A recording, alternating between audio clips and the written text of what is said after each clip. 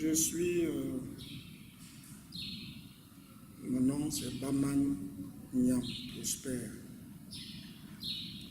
Et aujourd'hui,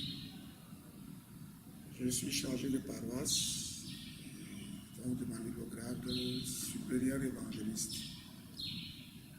Je viens de Douala. Et après Douala, je peux quand même dire que j'ai commencé par l'ancien Doubon, vers les années, je crois, 88. Et après Doubon, nous sommes allés prier à PK9.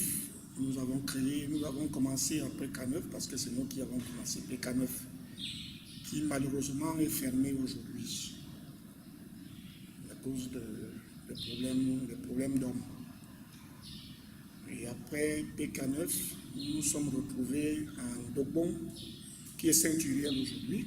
Je crois que je suis l'un des promoteurs de Saint-Uriel, avec mon papa, Papa Bitogo, qui est le chef du diocèse du Bénin aujourd'hui, président paroissial et en même temps chargé paroissial. Et nous avons commencé cette paroisse, je peux dire, à deux.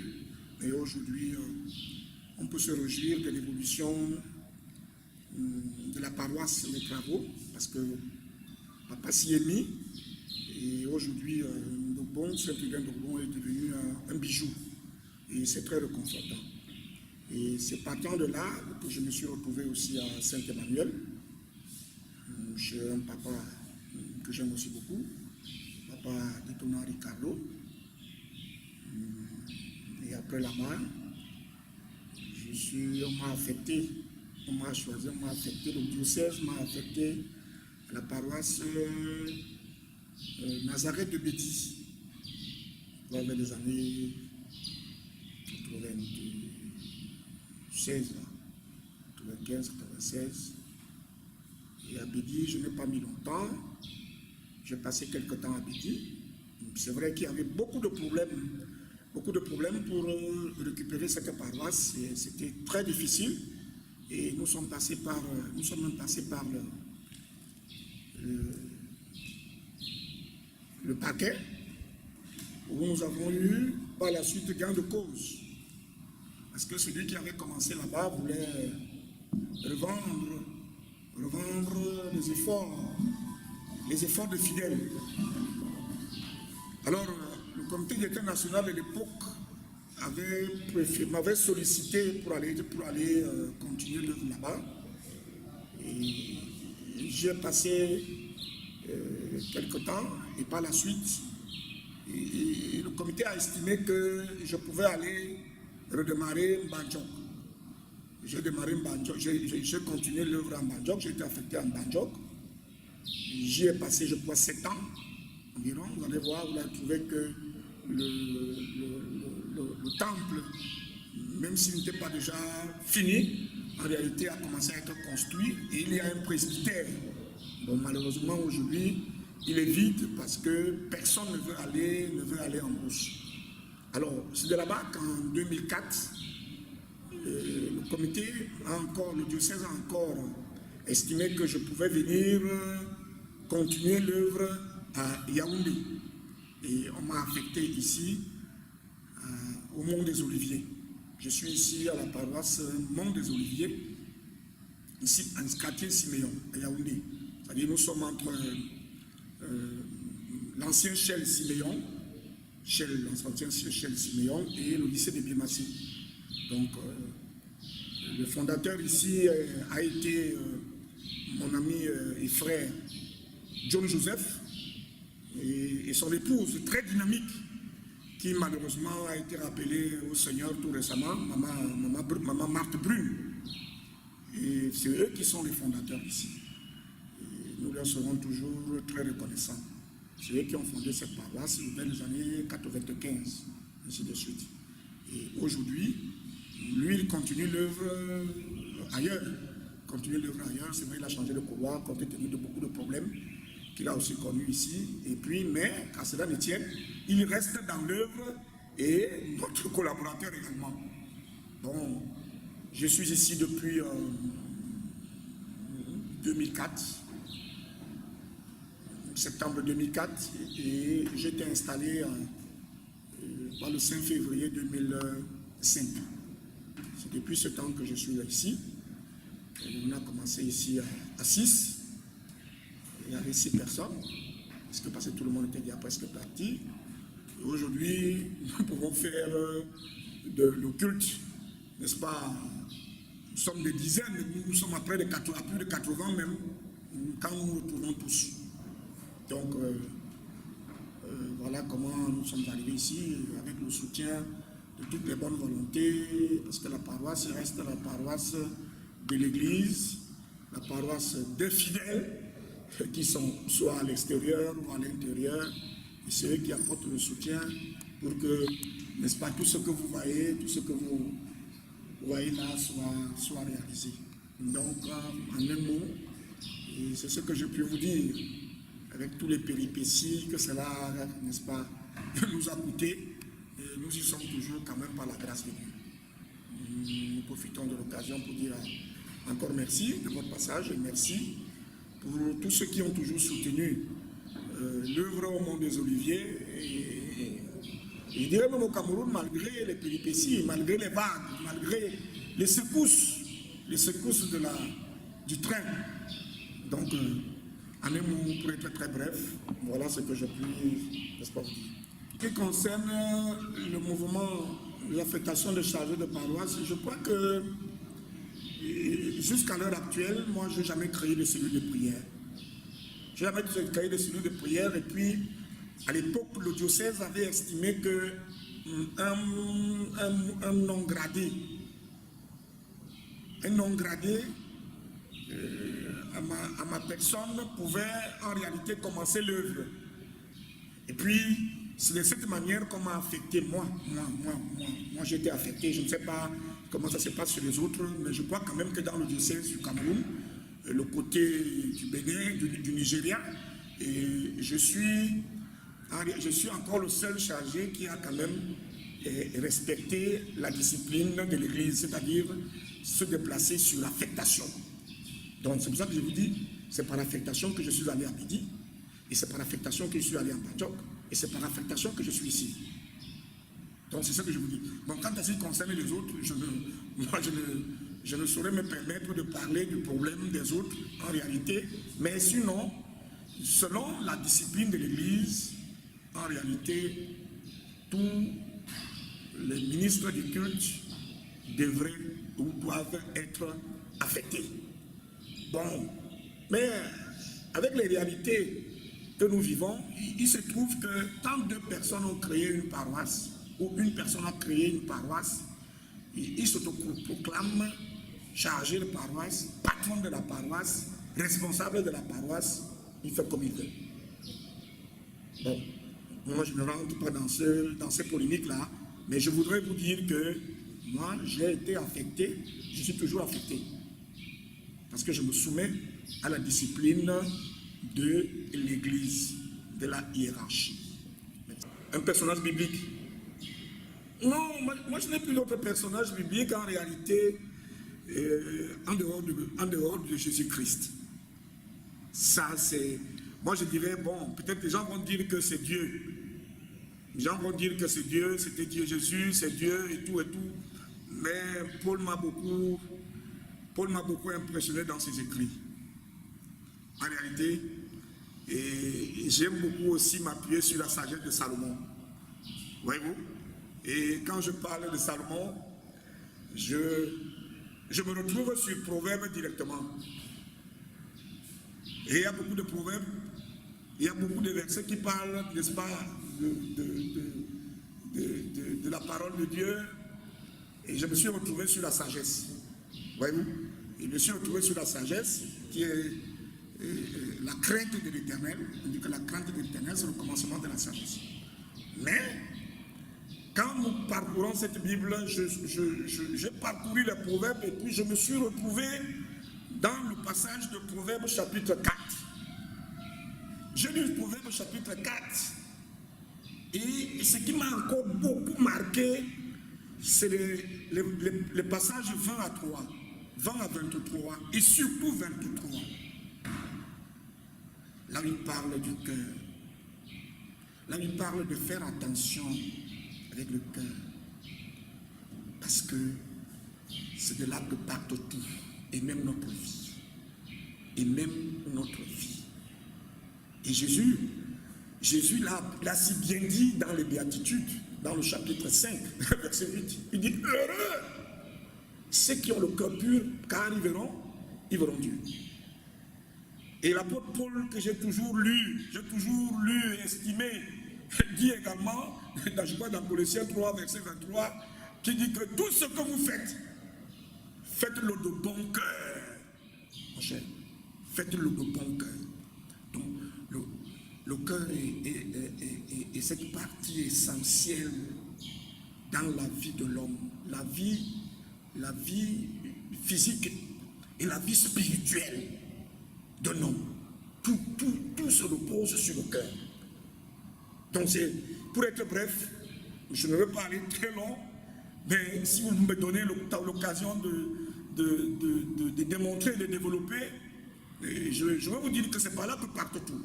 Et quand le cœur est malade, nous sommes susceptibles de poser des actes ignobles. Nous sommes susceptibles de pécher. Et quand nous nous allions derrière ceux qui pêchent sans pouvoir les dénoncer, sans pouvoir leur reprocher, sans pouvoir en réalité leur parler de ce que la discipline, parce que même Paul l'a fait, quand je parle l'exemple de Paul l'a fait dans Galates chapitre, je crois, 2, à Pierre. Mais il lui a dit, mais attention, tu es en train de très mal faire. Donc, parfois, quand nous pouvons être soit entraînés par un responsable ou un ami, une relation sur une mauvaise voie, nous avons l'obligation et le devoir de le ramener pour lui dire, mais attention, tu es en train de très mal faire, tu es en train de te perdre. Donc, et puis moi je pense que si nous partons de là pour soigner chacun son cœur, nous reviendrons à de meilleurs sentiments pour comprendre qu'en réalité, tout part du cœur. Et le cœur est un magasin. Il garde aussi bien le mal que le bien. Donc à nous de l'entretenir. Je suis dans les années, je crois, je suis dans les années 88, je crois, dans l'ancien Dogbo, sur la rue de Zachman à Douala, par un papa que j'estimais également beaucoup, papa Oumé Clément. Bon, et après ça, j'ai connu également beaucoup de difficultés, beaucoup de problèmes au sein dans l'église. Parfois également d'incompréhension, problème aussi d'ignorance. Bon, je peux vous dire que c'est par là que j'ai commencé. Et j'ai commencé par là et j'ai été beaucoup encadré par des anciens que je n'oublierai pas. Toujours mon papa Bitogol, papa Bitogol Paul, papa Aditona Ricardo, et ceux qui m'ont également suivi, Bongé Jean Glory, et papa, on appelle papa Mbekodo, père à son âme, Joseph qui est décédé, et un ami également que j'apprécie beaucoup, B.T. Benjamin. Et je suis arrivé à Yaoundé, et nous avons travaillé avec le papa Christophe que j'ai trouvé ici. Et nous avons travaillé avec le papa Wanji, père à son âme, il n'est plus. Et le papa John également. Donc, de toutes les façons, j'ai eu beaucoup de collaborateurs, beaucoup d'amis et de relations. Même si je n'ai pas dit que l'amertume, mais j'ai aussi eu des temps de joie et de confort. Mais je viens à l'église, en réalité, pour moi, c'était même un miracle. C'était même un miracle parce que je viens à l'église par l'appel du Seigneur. Je suis né musulman. Moi, je suis né musulman. Et jusqu'à l'âge de 10 ans, je continue à faire les adorations avec mon feu père, père à son âme, Papa Niami, Amadou. Et quand j'arrive, je viens à l'église, et c'est un ami qui me dit, attention, bon, j'ai trouvé un pasteur là-bas, donc bon, tu vois, vraiment, cette église-là, il y a beaucoup de miracles là-bas, et on pêche. Je dis, ah, encore des miracles? Oui, mais le Seigneur avait dit qu'il y aurait beaucoup de miracles vers la fin, et tout, et tout, et tout, et tout, et tout. Non, mais après, il me dit, ben, attention, mais il faut discerner. Je dis, ok. Et c'est comme ça que je me retrouve à Dobon. C'est comme ça que je me retrouve à l'église. Et le texte qui m'a attiré mon attention, ce jour-là, le prédicateur insistait sur l'épître de Marc, sur le baptême. À partir du verset 15, il disait, celui qui croira et qui sera baptisé sera sauvé, celui qui ne croira pas sera condamné. Voici les signes qui accompagneront ceux qui auront cru. À mon nom, ils prophétiseront, ainsi de suite, ainsi de suite. Ils imposeront les mains aux malades, les malades seront guéris. Alors je suis rentré pour essayer de méditer là-dessus. Je méditais dessus et je communiquais beaucoup avec mes amis de l'église 7e jour. 7e jour. Alors ils m'ont dit, mais attends, c'était au temps des apôtres, donc ces choses-là sont finies. Ah! Alors, et quand je viens revoir le pasteur, je lui dis, mais attends, mais on nous a dit que les miracles étaient finis, mais d'où vient que les miracles aujourd'hui? Il me dit, mais non, attention, je retourne dans Hébreu, je vais lire dans le chapitre 1er, au verset 14, il me dit, bon, on dit que Jésus-Christ est le même, hier, aujourd'hui, et il sera ici éternellement. Et il a dit, je serai avec vous jusqu'à la fin des temps. Donc, il y a des signes qui doivent en réalité, à travers le discernement, vous prouver que ce que nous faisons vient de Dieu. Et voilà pourquoi je reste alors à l'église. On me dit, ben attends, le premier jeudi du mois, il faudra que tout le monde soit là. Parce que c'est le culte de minuit, ça doit être un grand culte. Alors je viens au culte de minuit, mon cher. Je retrouve l'adoration que je faisais à l'âge de 7 ans à 10 ans, 6 ans à 10 ans avec mon feu père. Curieusement. Après, je leur dis, mais moi, je connais l'adoration dans le Coran. Mais d'où vient que ici, nous avons encore l'adoration? C'est là que je retrouve Ésaïe, premier. Je retrouve dans Apocalypse. Et je retrouve encore dans Néhémie. Je retrouve l'adoration. Je me dis que, je me rappelle maintenant de ce que mon père nous disait. Il nous disait, bon, voilà, moi, je vais bientôt m'en aller. Et je ne suis pas sûr de l'encadrement que vous aurez dans ce village. L'encadrement spirituel. Par conséquent, il faudra que chacun de vous, quand il sera grand, essaie de choisir la religion ou l'église dans laquelle il estime que son élévation sera assurée. Voilà comment je me rappelle de tout cela et je regarde l'adoration, je regarde la manifestation du Saint-Esprit et le chargé me convainc. Je rentre maintenant pour prier. Je prie maintenant à la maison. Je demande au Saint-Esprit, est-ce que réellement cette église vient de Dieu? Oh. Alors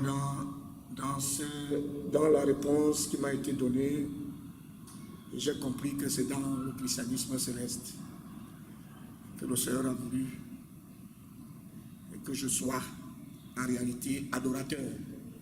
Pas même serviteur, mais adorateur. On a tout dit. On a dit non, je suis rentré dans la magie, je suis rentré dans ceci, je suis rentré dans cela. Pourquoi il marche pieds nus? C'est ma mère qui leur répondait en disant, mais déjà ici, quand il entrait à la mosquée, il entrait sans chaussures. Donc, maman disait, je suis convaincu qu'il a retrouvé la religion, ou alors une partie de la religion de son père. Donc mon fils est assez mûr. S'il a choisi, c'est que c'est une bonne église. Et Dieu merci, maman en 92, ma mère a été baptisée. Et elle est décédée tout récemment le 1er juillet. Et dans ma famille, je peux vous dire que elle est à 90% chrétienne céleste. Pour être ou pour avoir été convaincue par le Seigneur. C'est un problème d'éducation, en réalité. Et au regard de ce qui se passe et de ce que nous vivons et de l'état de l'Église aujourd'hui, je constate avec beaucoup de déception que plusieurs de chrétiens, sans me tromper, ne sont pas fiers d'être chrétiens célestes. Il y en a qui se cachent, il y en a qui, en réalité, qui ne s'expriment pas, devant même leurs frères, leurs collègues, partout qui sont, il y en a qui se cachent encore. Mais moi, je suis fier d'être chrétien céleste. C'est pour ça que vous me voyez même, moi je marche même en soutane. De temps en temps, je suis fier. Moi, je suis fier d'être chrétien céleste. Mais l'Église n'est pas encore bien développée au Cameroun. C'est pour cette raison que plusieurs ont encore honte de dire qu'ils sont chrétiens célestes. Peut-être parce que n'étant pas reconnus encore au Cameroun, œuvrant dans la clandestinité, je vais dire, ou la tolérance administrative, bon, lui se cache parce qu'on va dire attention, tu es là-bas, tu es là-bas, tu es là-bas, pourquoi. Mais sinon, il faut redire à nos frères, à nos compatriotes que l'Église du christianisme céleste est un trésor qui est encore caché aux Camerounais. Mais nous prions Dieu jour et nuit, qu'il leur ouvre les yeux, qu'il leur ouvre les oreilles et surtout le cœur pour voir et comprendre en réalité le caractère, c'est-à-dire que la physionomie sacrée de cette Église qui a pour rôle, qui a pour but d'amener les âmes au salut. C'est vrai, toutes les autres ont également cette mission, mais avant d'y aller, avant d'arriver, d'avoir ce salut, d'atteindre le royaume des cieux, en réalité, il y a les avantages que nous avons dans cette Église. Donc pour moi, je n'ai même pas honte, comme disait Paul, je n'ai pas honte du Christ, je suis dans le christianisme céleste.